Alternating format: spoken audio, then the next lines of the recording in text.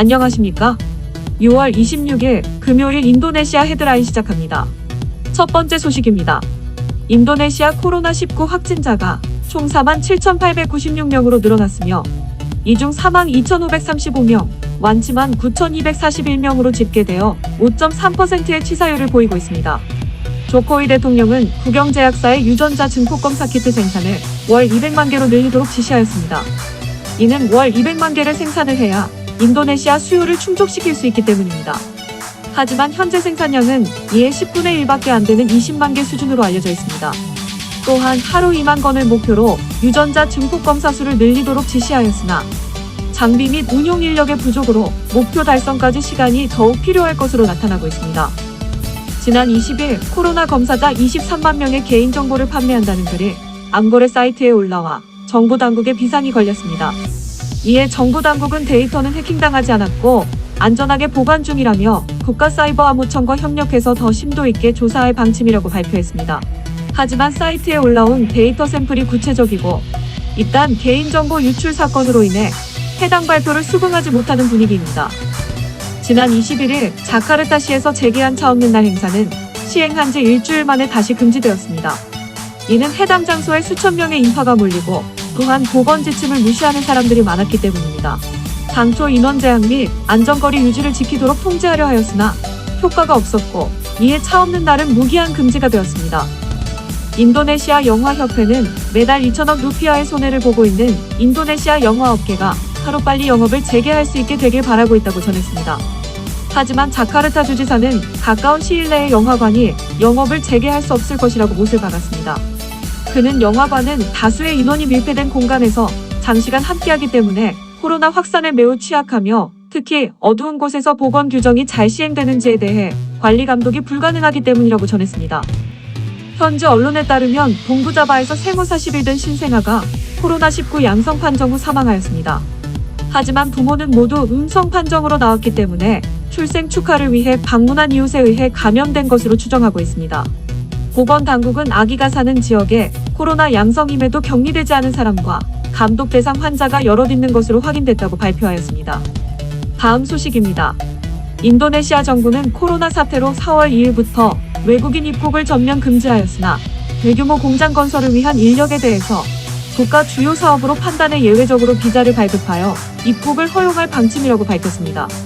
이에 따라 현대자동차 공장 건설을 위한 우리나라 건설 인력 150명이 자카르타 입국이 허용되었으며 중국 자본으로 지어지는 술라웨시 제철소 건설을 위해 중국 건설 인력 300명이 순차적으로 입국이 허용되었습니다.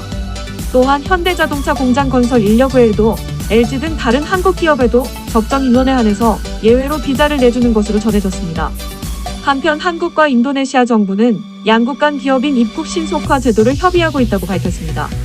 이는 인도네시아 정부가 먼저 방문 기업인의 비자 발급 절차를 간소화하고 입국 시 14일간의 자가격리 기간을 면제해주자고 제안했고 이에 한국 정부가 함께 검토하고 있습니다. 다만 해당 제도를 시행하면 상호 동등하게 적용이 되고 우리나라는 1일 두 자릿수의 신규 확진자가 발생하는 반면 인도네시아는 최근 1일 신규 확진자가 1000명 수준이기 때문에 양국 정부 간 온도 차이가 있는 것으로 전해졌습니다. 다음 소식입니다. 자카르타 주지사는 수도 이전 계획과 관계없이 자카르타 재생 프로젝트는 지속적으로 시행될 것이라고 밝혔습니다. 그는 수도가 이전이 되더라도 자카르타는 1000만 명이 거주하는 메가시티로 비즈니스와 경제 중심지로 계속 남을 것이라고 전했습니다. 이어 자카르타의 목표는 디지털 중심 도시로 변화하는 것이라고 강조하였습니다. 자카르타는 코로나 사태 이전에 총 571조 루피아 규모의 도시 재생 프로젝트를 계획하였습니다. 해당 계획은 향후 10년 동안 통합적인 대중교통 시스템 구축과 상하 수도 개선, 홍수 통제 시스템 구축 등 자카르타를 더 살기 좋은 곳으로 만들기 위한 인프라 개발에 초점을 맞추고 있습니다. 국가계획청의 지역개발 담당자도 수도 이전 계획이 자카르타를 행정 수도로서의 지위만 변경하는 것이며 자카르타 재생 프로젝트 시행은 지속될 것이라고 전했습니다. 참고로 자카르타는 2018년에 인도네시아 국내 총생산의 17.34%를 차지하여 가장 큰 기여를 한 것으로 나타났습니다. 다음 소식입니다. 인도네시아 오토 서비스의 양대 산맥인 고젝과 그랩이 코로나 사태의 여파로 인해 대규모 인원 감축을 진행하고 있습니다. 고젝은 전체 직원의 9%에 해당하는 430명의 해고를 결정하였고 그랩홀딩스는 360명을 해고한다고 발표하였습니다.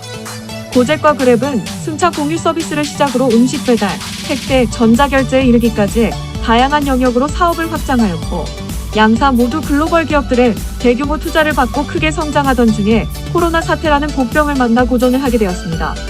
고잭은 인원 감축과 함께 대면 서비스가 필요한 집안 청소 및 수리 대행 서비스를 중단하기로 하였으며, 앞으로는 승차 공유, 음식 배달, 전자결제를 주력 사업으로 이끌어가겠다고 밝혔습니다.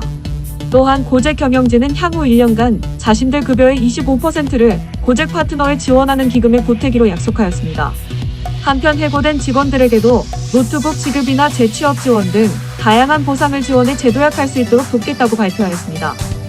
다음 소식입니다. 현대자동차와 LG화학이 동남아시아의 전기자동차에 쓰이는 배터리 합작사 설립을 논의하고 있습니다. 해당 합작사는 전기자동차 전용 배터리 셀 제조부터 탑재가 가능한 배터리 팩과 시스템 생산을 맡을 예정입니다.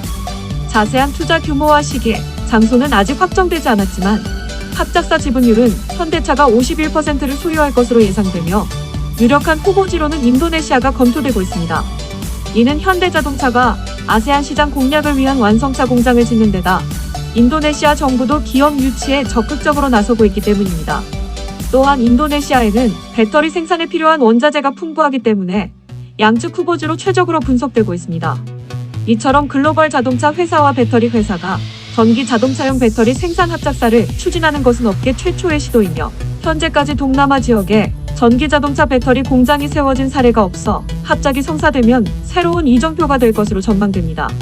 재계 관계자는 코로나 사태로 합작사 논의가 영향을 받지만 현대차와 LG화학은 배터리 합작사 설립을 위한 컨센서스를 마친 상태라고 전했으며, 현대차와 LG화학 관계자는 합작사 설립 등 다양한 협력 방안을 논의하고 있지만 구체적으로 결정된 내용은 없다고 밝혔습니다.